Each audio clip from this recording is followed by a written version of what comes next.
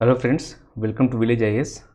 आज हम देखेंगे संविधान की प्रस्तावना। हालांकि इससे पहले मैंने प्रीवियस लेक्चर में इसको एक बार पढ़ा चुका हूँ, लेकिन कुछ चीज़ें बची रह गई थी। उद्देश्य का भी कहते हैं, प्रस्तावना भी कहते हैं, ठीक है। और इसी को इंग्लिश में प्रियम्बल भी कहते हैं, ठीक है। कन्फ्यूज नहीं होना है।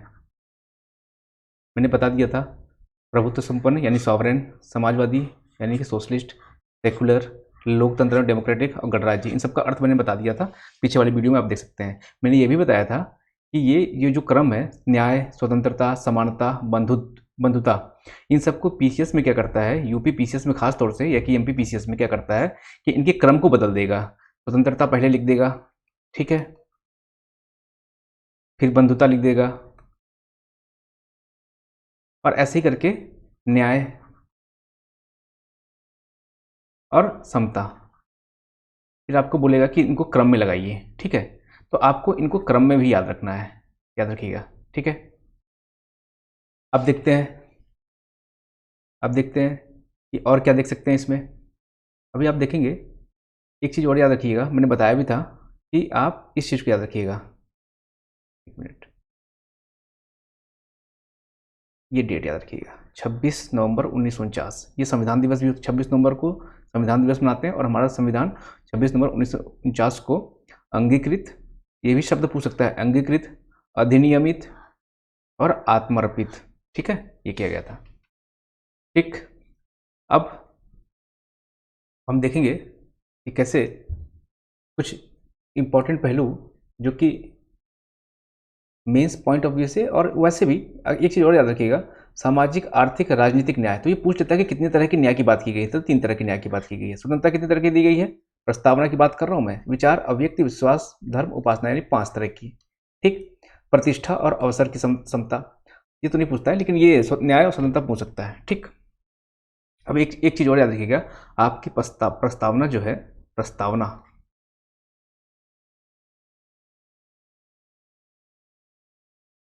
22 जनवरी, ये डेट जरूर याद रखिएगा, 22 जनवरी 1947, ठीक, लागू हुई थी। कब? 1947, 22 जनवरी 1947। मैं ये क्यों बता रहा हूँ, कन्फ्यूजन हो जाता है कि 2 सवाल आते हैं एक ही तरह के। एक आता है तिरंगा कब अपनाया गया था, ठीक है, राष्ट्रीय ध्वज, राष्ट्रीय राष्ट्रीय ध्वज, तिरंगा, ठीक है।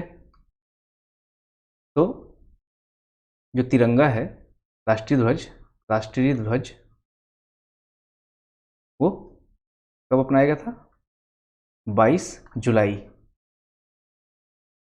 1947, ठीक। एक प्रस्तावना कब?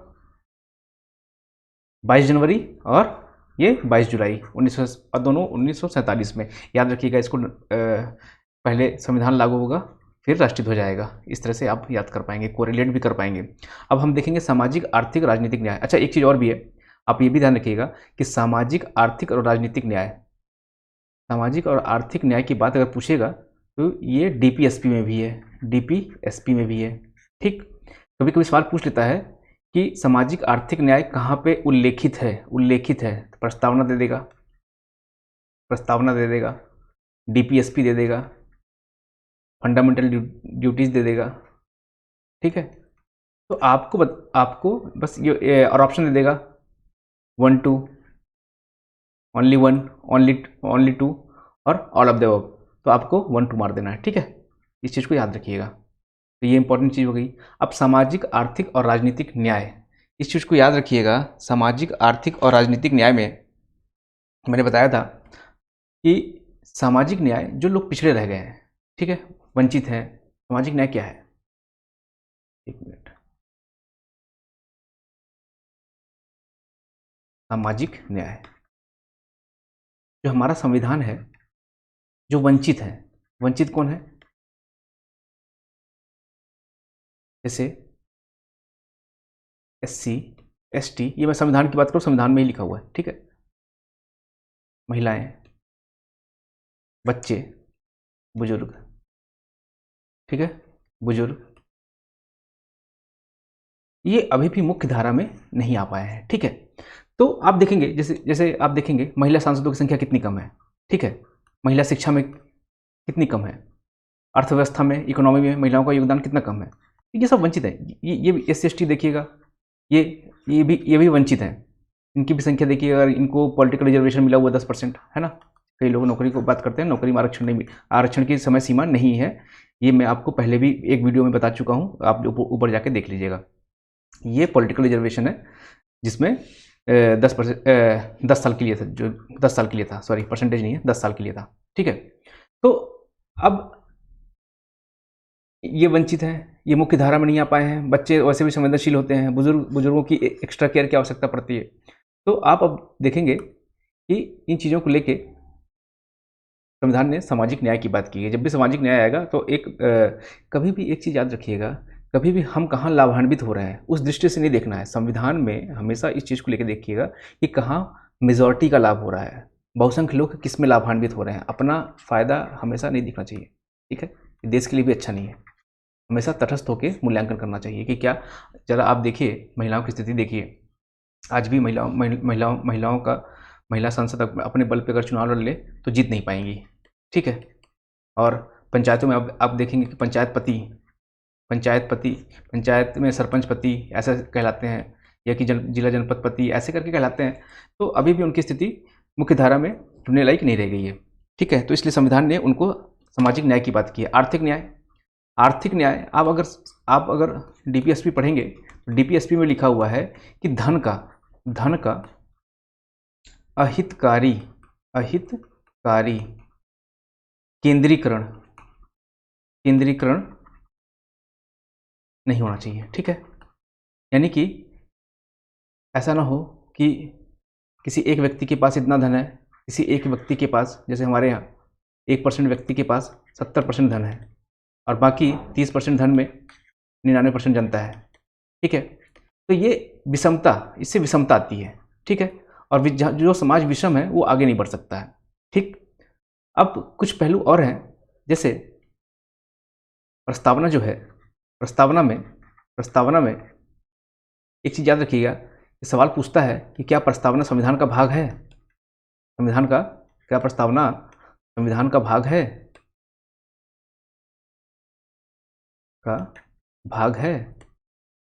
ये मैं पहले भी बता चुका हूँ, अभी बता रहा हूँ, हाँ है।